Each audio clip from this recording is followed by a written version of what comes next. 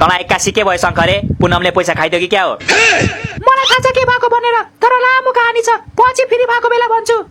अहिले चाहिँ तिमी आँखाको अपरेसन गर्दैछौ हो कि के कुरामा बिजी छौ? अहिले पनि फ्री त छौ नि, अहिले नै सुनाउ न। नाइ अहिले नसुनाउने के, मलाई अल्छी लागिरहेछ, त्यही नै अरूको कुरा किन काट्नु। शाबास। यो त अचम्म भयो त यार, कुरा काट्न कुरा सुनाउन पनि केटी मान्छेलाई अल्छी लाग्छ र? केटी मान्छेहरू त खाना छोडेर कुरा काट्छ होइन?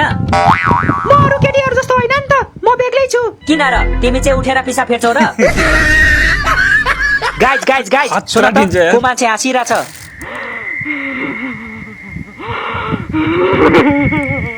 हाँसिरहेछ होइन, रुइरहेछ साले।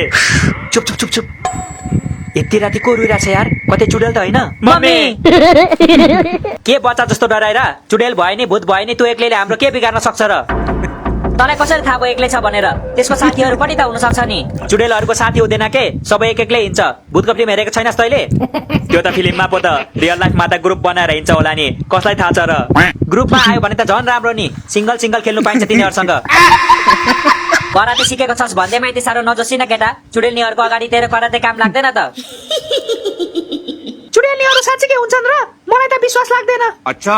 एकचोटि घर गएर ऐना हेर न, त्यसपछि विश्वास लागिहाल्छ नि तिमीलाई पनि।